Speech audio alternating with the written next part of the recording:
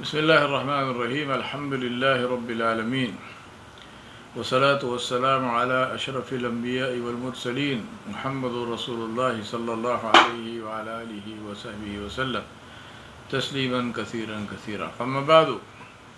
میرے عزیز بھائیوں بہنوں دوستوں بزرگوں، میرے ایک عزیز نے جو کہ بڑی رفاہی کام میں مشغول ہیں، وہ ایک ادارہ بھی چلاتے ہیں، تو انہوں نے مجھ سے سوال کیا۔ انہوں نے مجھ سے کہا کہ اکثر و بیشتر ہمارے پاس یہ ایک مرحلہ پیش آتا ہے کہ لوگ کام کرتے کرتے تھک جاتے ہیں، خصوصاً ایسے مراحل میں، ایسے مسائل میں جہاں پہ ان کو کوئی خاص کچھ ہوتا دکھتا نہیں ہے۔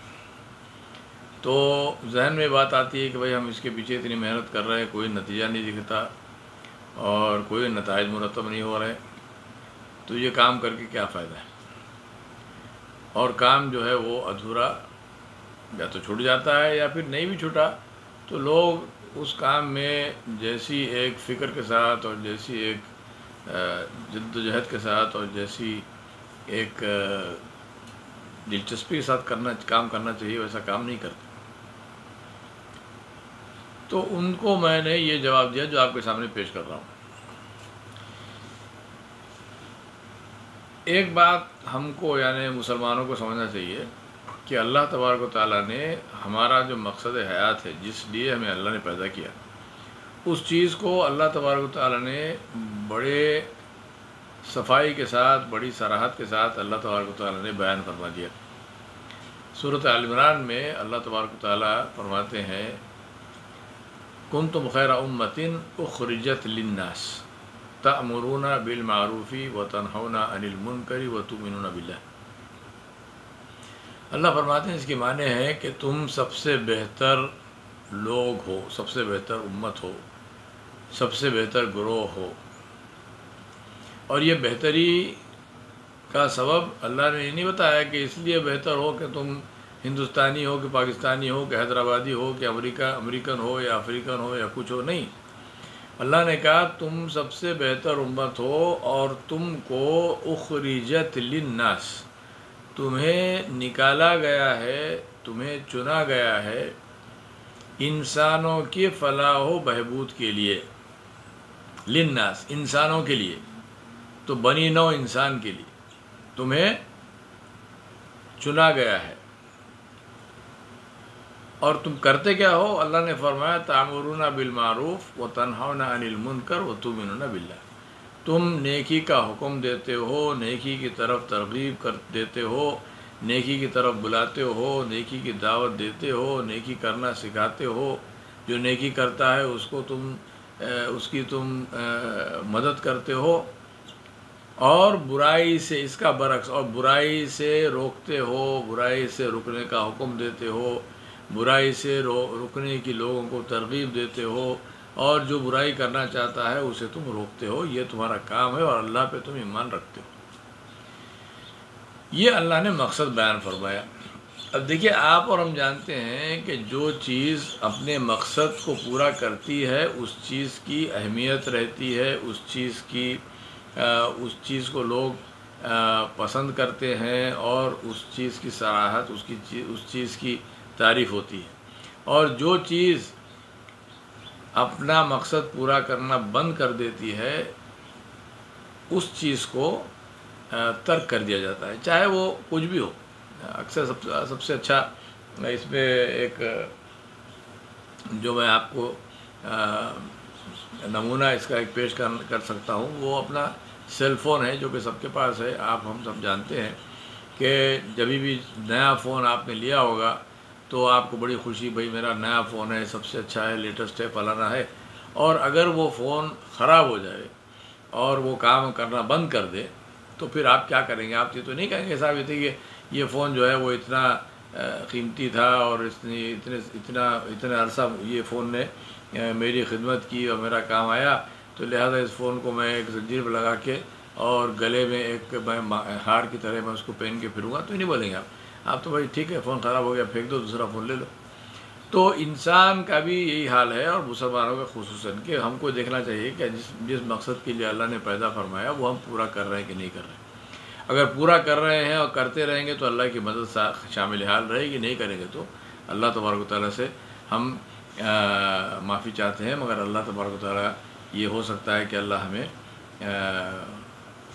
ترک کر دے، رد کر دے۔ اور اللہ نے باقاعدہ اللہ نے یہ چیز کو بیان بھی فرمایا قرآن کے اندر کہ اللہ نے کہا کہ تم نہیں کرو گے تو تمہیں ہٹا کے دوسری قوم کو تمہاری جگہ لایا جائے گا۔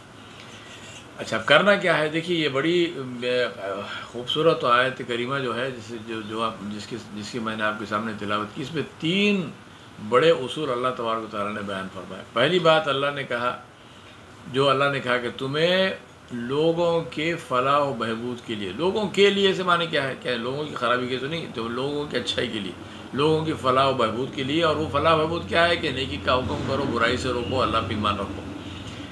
تو اس میں ایک پہلی چیز سمجھنے کی یہ ہے کہ یہ کام جو اللہ تبارک و تعالیٰ نے دیا، تو اس کام کو اللہ نے عام دیا، یعنی یہ کام ہر مسلمان کا کام ہے۔ اللہ نے یہ نہیں کہا کہ یہ امر بالمعروف نہی منکر کا کام صرف تمہارے علماء کریں گے، یا فلانی جماعت کرے گی، یا فلانے لوگ کریں گے، یا حکمران کرے گا، یا صرف بڑے کریں گے یا بوڑھے کریں گے۔ اللہ نے کہا، اللہ نے کہا یہ کام مسلمانوں کا ہے۔ جو بھی مسلمان ہو، چاہے مرد ہو، چاہے عورت ہو، چاہے حکمران ہو، چاہے محکم ہو، چاہے امیر ہو، چاہے غریب ہو، چاہے بھوکا ہو، چاہے کھاتا پیتا ہو، جو بھی ہو وہ مسلمان یہ کام کرے گا۔ اور یہ کام کیا ہے؟ کہ یہ نیکی کا حکم کرے گا اور برائی سے روکے گا اور اللہ پہ ایمان رکھے گا۔ تو پہلی چیز یہ کہ عام بنایا اللہ نے۔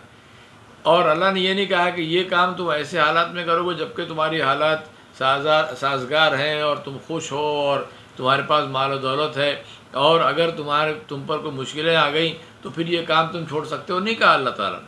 تو حالات کی قید کے بغیر اور انسان کی کسی بھی ایک شناخت کے اور کسی بھی ایک تعریف کے قید کے بغیر اللہ نے کہا کہ یہ کام سارے مسلمانوں کا ہے، چاہے وہ کہیں بھی ہو، چاہے وہ کیسے بھی ہوں، کسی بھی حالت میں ہوں، اور ان کی انفرادی حالت اور اجتماعی حالت سے اس کا کوئی تعلق نہیں ہے۔ یہ مسلمان کا کام ہے، ہر حالت میں ہر جگہ یہ کام کرے گا کہ لوگوں کو فائدہ پہنچائے گا۔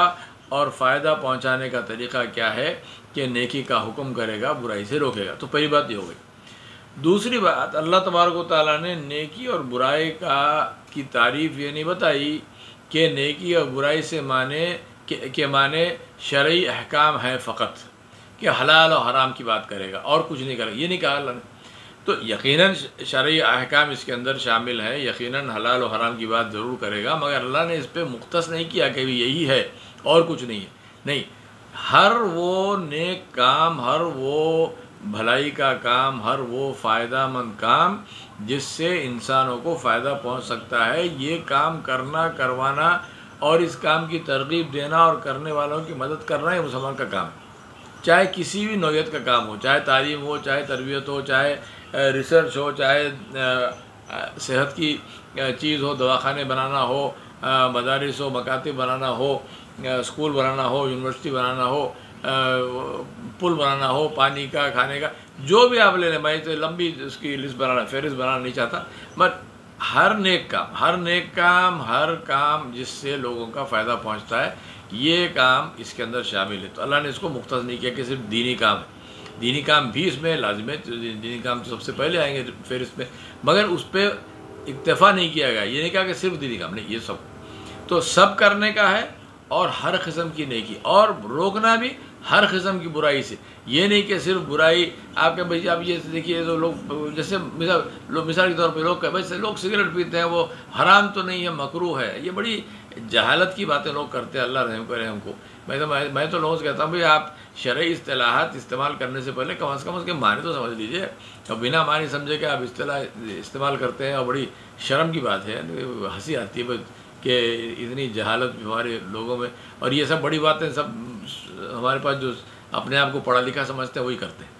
تو یہ نہیں کہا کہ برے کاموں میں کوئی بھی برا کام ہو، کسی بھی قسم کا، اس میں روکا۔ تو ہر مسلمان پہ یہ کام کرنا ہے، اور ہر قسم کی نیکی، ہر قسم کی برائی سے رکنا ہے اور روکنا ہے۔ تو یہ اللہ تبارک و تعالیٰ نے فرض فرمایا۔ اور تیسری بات، وہ اللہ تبارک و تعالیٰ کے انتہائی رحم و کرم ہونے کا، رحمان و رحیم ہونے کا ثبوت، اور اس کی رحمت کی وجہ سے اللہ تبارک و تعالیٰ نے ہم کو صرف عمل پر مکلف کیا، نتائج پر مکلف نہیں کیا۔ اللہ تبارک و تعالیٰ نے یہ نہیں کہا کہ لوگوں کو نیک کام کرواؤ، ان لوگوں کو نیک کام کرنے پر آمادہ کرو، ان کو منواؤ کہ وہ نیک نہیں۔ اللہ نے کہا اس کا حکم دو، اس کی طرف ترغیب دو، یہ بول دو کہ بھائی دیکھو یہ کام صحیح ہے، یہ کام غلط ہے۔ کروانا ہاتھ پکڑ کے یا زبر کر کے نہیں۔ اللہ تبارک و تعالیٰ نے آپ کو، ہم کو نتائج پر مکلف نہیں کیا، صرف عمل پر مکلف کیا کہ بھائی کوشش کر رہے ہو کہ نہیں کر رہے ہو، محنت کر رہے ہو کہ نہیں کر رہے ہو۔ اب دیکھیے یہ تین چیزیں، اور یہ تیسری چیز جو ہے، اس میں اتنی بڑی اللہ کی رحمت ہے اور اتنی بڑی اللہ کی مصلحت ہے کہ یہ کام کرتے ہوئے اگر ہم کو نتائج نہیں برآمد ہوتے ہیں یا ہم کو نتائج نہیں دکھائی دیتے ہیں تو یقیناً ضرور ہم اپنے کام کرنے کے طریقے کو بار بار دیکھیں، اور کام کرنے کا طریقے میں جو تبدیلی اگر کوئی آنی ہے تو تبدیلی ضرور کریں، مگر ہمت ہارنے کا کوئی سوال نہیں ہے، کیونکہ ہم کو نتیجے کا مسئلہ ہی نہیں ہے، نتیجے کا مسئلہ ہی نہیں۔ نتائج اللہ تبارک و تعالیٰ کے اوپر، اللہ تعالیٰ نتائج مرتب کریں گے جب اللہ کو کرنا ہے۔ اور میں اپنی بات کو لمبی نہیں کرنا چاہتا، مگر کبھی موقع ملا تو بولیں گے کہ دیکھیے انبیاء علیہ السلام کے واقعات جو قرآن مجید میں اللہ نے بیان فرمائے، یہ سارے ایسے ہی ہیں کہ محنت کے اوپر بات ہوئی ہے، نتائج کیا نکلے۔ نوح علیہ السلام کے 950 سال کی تبلیغ کا نتیجہ کیا نکلا؟ 100 لوگ اسلام قبول کیے، یہ بھی کوئی نتیجہ ہے؟ اس کا نہیں ہے مسئلہ۔ مسئلہ یہ ہے کہ انہوں نے بغیر اپنے ہمت ہارے کے 950 سال انہوں نے محنت کی، اور محنت کرتے رہے، اور محنت میں انہوں نے ذرا بھی کوتاہی نہیں برتی۔ تو یہ تین چیزیں۔ اب دیکھیے لوگ سوچتے ہیں کہ صاحب دیکھیے ہم اتنی دیر سے محنت کر رہے ہیں، کچھ ہو نہیں رہا۔ تو میں آپ کو ایک بڑی عام فہم اور بڑی سمجھے کہ آسانی سے سمجھنے کی مثال آپ کے سامنے میں پیش کرنا چاہتا ہوں۔ میں آپ کے سامنے ایک خاکہ کھینچوں گا، ایک تصویر آپ کے سامنے میں پیش کروں گا، جو کہ آپ سب نے ایک بار نہیں کئی بار آپ نے دیکھا ہوگا، مگر شاید آپ اس پہ غور نہیں کیے ہوں گے، تو اب غور فرمائیے۔ وہ یہ ہے کہ آپ سوچئے کہ اگر آپ ایک کرانے کی دکان کو جائیں جہاں پہ اناج ملتا ہے، تو اناج کی دکان پر آپ جائیں اور آپ اس آدمی سے، وہاں جو کام کرنے والا، اس سے آپ کہیں بھائی مجھے 20 کلو چاول چاہیے، تو کیا کرے گا؟ وہ جو ترازو ہوگا، اس ترازو کے ایک پلڑے پہ وہ 20 کلو کا باٹ رکھے گا، تو وہ پلہ جو ہے وہ نیچے زمین پہ یا کاؤنٹر کے اوپر وہ پلہ رک جائے گا، وہاں پر پہنچ جائے گا، وہاں پہ وہ پلہ رہے گا۔ اور دوسرا جو پلہ ہوگا، اکثر یہ اناج کی دکانوں میں دوسرا جو ہوتا ہے وہ ایک بالٹی کی طرح ہوتا ہے کہ اناج اس میں اکٹھا کیا جائے۔ تو اب ایک پلہ ترازو کا نیچے اور ایک اوپر، جیسے 20 کلو کا نیچے ہو تو اوپر ہو گیا۔ اب آپ دیکھیں گے کہ جو کام کرنے والا ہے، جو خادم ہے، وہ اناج کو، چاول کو تھیلے میں سے نکال کے اس میں اوپر کے پلڑے میں وہ ڈالتا جائے گا۔ اب آپ سوچئے کہ آپ دیکھ رہے ہیں یہ ہو رہا ہے، اب اس نے ڈالا 1 کلو ڈالا، 2 ڈالا، 4 ڈالا، 5 ڈالا، 10 ڈالا، 15 ڈالا، مگر کچھ نہیں ہو رہا۔ یہ اوپر کا پلڑا اوپر ہی ہے، نیچے کا پلڑا نیچے ہی ہے، اس میں کوئی جنبش نہیں ہے، کوئی موومنٹ نہیں ہے، کوئی حرکت نہیں ہے، بس ایک اوپر کا اوپر ہی، نیچے کا نیچے ہی۔ اب میں آپ سے سوال کرتا ہوں، میرا سوال آپ سے یہ ہے کہ کیا کبھی ایسا آپ کے ساتھ ہوا ہے کہ جو اناج جو تول رہا ہے، وہ اس آدمی نے آپ سے کہا کہ دیکھیے صاحب یہاں تو کچھ ہو نہیں رہا، آپ کو دیکھ رہے ہیں میں تو بڑی جد جہد سے، بڑی سمجھے کہ اخلاص سے میں کام کر رہا ہوں، اور میں تو اناج اس میں ڈالتا جا رہا ہوں، اور بالکل میں نے روکا نہیں، اور کوتاہی نہیں کی، اور کاہلی نہیں کی، اور میں تو بڑی محنت سے اناج ڈالتا جا رہا ہوں، اور کچھ نہیں ہو رہا، یہ تو اوپر کا اوپر ہی، نیچے کا نیچے ہی ہے۔ آپ ایسے کریں، آپ کوئی اور دوسری دکان چلے جائیں، وہاں سے آپ لے لیں، یہاں سے تو نہیں لگتا مجھے کہ آپ کے 20 کلو چاول بنیں گے۔ کبھی آپ نے سنا یہ چیز؟ اگر وہ آدمی آپ سے ایسی بات کر رہا تو آپ کیا کریں گے؟ آپ کہیں گے بھائی تم کو سڑک گئے ہو کیا؟ سٹک گئے ہو ہیں؟ کیا اناپ شناپ بات کر رہے ہو؟ چاول ڈالو، ڈالتے رہو۔ آپ کیوں کہیں گے؟ آپ اس لیے کہیں گے کہ آپ یہ جانتے ہیں کہ دو باتیں اٹل ہیں۔ غور سے سنیے، دو باتیں اٹل ہیں۔ پہلی بات یہ اٹل ہے کہ جب آپ 20 کلو توڑ رہے ہیں تو 19 کلو 500 گرام 19.5 کلو تک کوئی بھی حرکت نہیں ہوگی، جوں کا توں رہے گا، یہ اوپر کا اوپر رہے گا، نیچے کا نیچے رہے گا۔ یہ پہلی بات۔ تو آپ جب دیکھتے ہیں کہ کام ہو رہا ہے، چاول ڈال رہا ہے، کچھ نہیں ہو رہا ہے، تو آپ نہ ہمت ہارتے ہیں، نہ آپ بیزارگی آپ کو آتی ہے، نہ کچھ ہوتا ہے۔ آپ جانتے ہیں یہ تو کم کرنا ہے، پر کتنا چاول ڈالیں؟ ڈالتے جاؤ جب تک کہ حرکت نہ شروع ہو جاؤ۔ پھر آپ دیکھیں گے 19.5 کلو جب ہو گئے، اس کے بعد میں جب وہ ڈالنے لگا تو اب ایسی حرکت ہوتی ہے کہ یہ پلڑا اوپر آتا ہے، یہ پلڑا نیچے آنا شروع ہوتا ہے۔ تو اب وہ آدمی کیا کرتا ہے، وہ اپنا جو برتن سے نکال رہا تھا، جو مگ سے لوٹے سے نکال رہا تھا چاول، اس کے بجائے وہ اپنے ہاتھ میں لیتا ہے اور ہاتھ میں تھوڑا تھوڑا کر کے اس طرح سے وہ پلڑے میں چاول ڈالتا رہتا ہے، حتیٰ کہ دونوں پلڑے برابر ہو جاتے ہیں۔ پھر وہ آپ کو خوش کرنے کے لیے اس میں اور 2-4 دانے اس چاول کے ڈال کے جب یہ نیچے ہو گیا پلڑا جس میں چاول تھا، وہ آپ کو دیتا، آپ بھی خوش، ہو بھی خوش۔ تو اس سے دوسری بات ثابت ہوئی۔ پہلی بات کیا تھی؟ پہلی بات یہ تھی کہ 19 کلو اور 500 گرام تک کچھ بھی نہیں ہوگا، اور دوسری بات یہ ہے کہ 20 کلو پر یہ پلڑا نیچے آئے گا۔ دونوں باتیں بالکل اٹل ہیں۔ اب اس مثال کو لے کے آپ اپنے کام میں لگائیے، جو بھی آپ رفائی کام کر رہے ہیں، جو بھی آپ کام کر رہے ہیں، اور یہ مثال آپ کسی بھی کام میں لگا سکتے ہیں۔ رفائی کام کی میں آپ کو بات اس کے تعلق سے کر رہا ہوں، مگر کوئی بھی کام ہو، آپ جیسے پڑھائی لکھائی کا کام ہے، آپ کا بزنس ہے، آپ کی تجارت ہے، جو بھی ہے، اس میں آپ کی بات اس مثال کو آپ وہاں پہ بیٹھا سکتے ہیں، دیکھ سکتے ہیں۔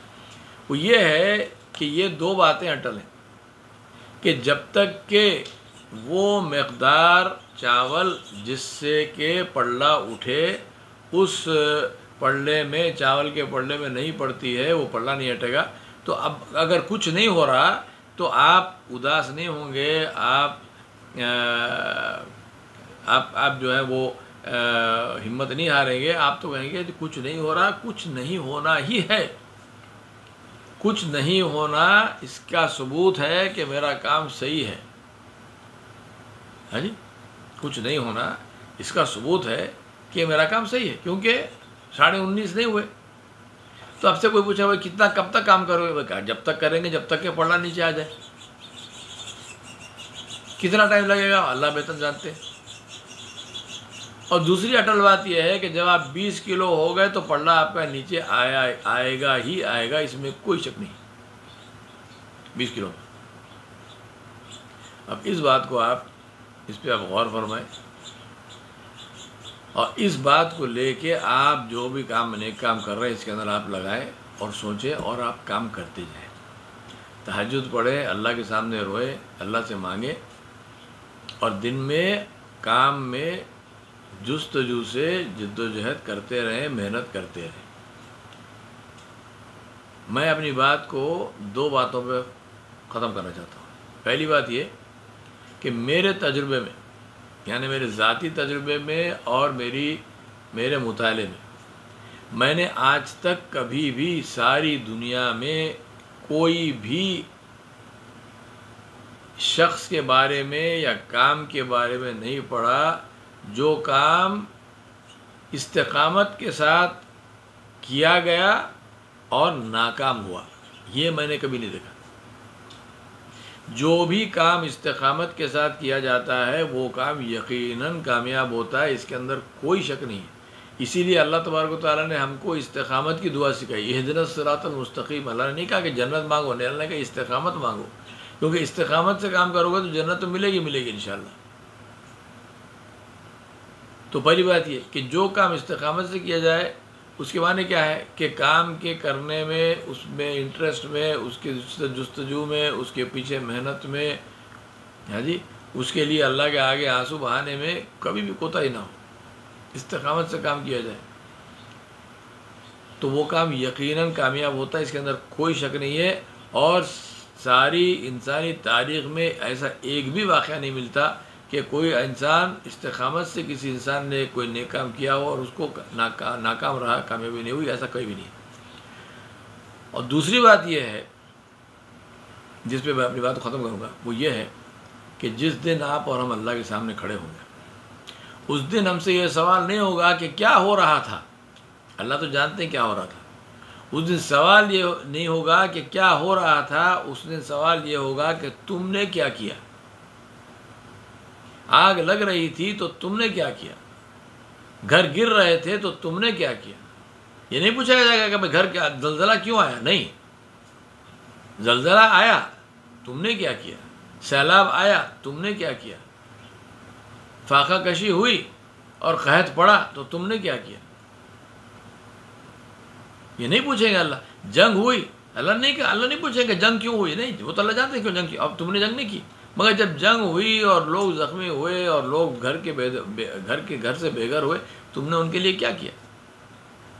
تو میری گزارش آپ سے یہ ہے، اور اپنے آپ کو میں یاد دلانا چاہتا ہوں کہ اپنی توجہ کو شیطان کے حوالے نہ کریں، کیونکہ شیطان کا سب سے بڑا ایک جھانسا ہے، اس کا سب سے بڑا ایک کھیل ہے کہ وہ آپ کو اور ہم کو مایوس کرتا ہے۔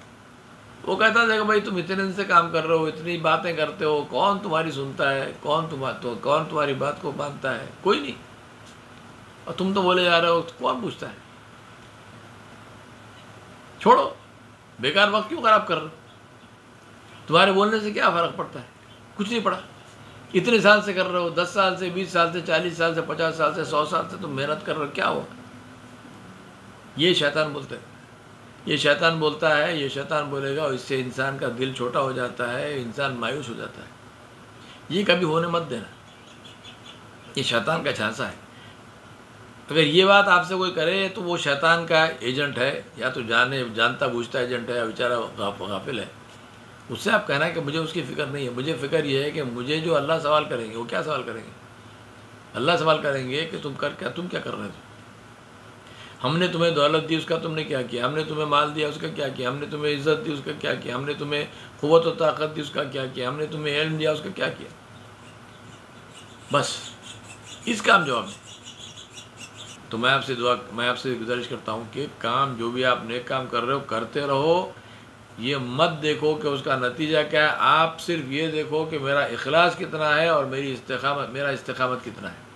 میری استقامت صحیح ہے، میرا اخلاص صحیح ہے، تو نتائج اللہ کے پاس ہے۔ اللہ تعالیٰ نتائج جب اللہ تعالیٰ چاہیں گے اور جو اللہ کی مصلحت میں صحیح وقت ہوگا، اس وقت اللہ تبارک و تعالیٰ نتائج اپنے مرضی سے اور اپنی شان کے مطابق مرتب فرمائیں گے۔ اس کی فکر نہ کریں، آپ صرف یہ فکر کریں اور یہ دیکھتے رہیں کہ میرا کام مات نہ پڑے، میرا کام کم نہیں ہو، میرا کام جتنی زور و شور سے اور شوق سے میں کر رہا ہوں، جو پہلے دن کر رہا تھا وہ آخر دن تک اسی طریقے سے میں کام کرتا رہوں، اس میں کبھی بھی کام میں کمی نہ ہو۔ استقامت سے کام ہم کریں، اخلاص سے کام ہم کریں، اللہ سے ہم جڑ جائیں اور اللہ کے سامنے ہماری مشکلوں کو پیش کریں اور اللہ سے مدد مانگیں۔ یقیناً اس کے اندر کوئی شک نہیں ہو سکتا کہ انشاءاللہ المستعان اللہ تبارک و تعالی ہماری مدد فرمائے گا، غیب سے فرمائے گا، اپنی شان کے مطابق فرمائے گا، اور جو کام ہم اللہ کے لیے کر رہے ہیں وہ اللہ کا کام ہے، اللہ اس کو کامیاب کرے گا انشاءاللہ۔ وصلی اللہ علی نبی الکریم وعلی آلہ وصحبہ اجمعین برحمتک یا ارحم الراحمین۔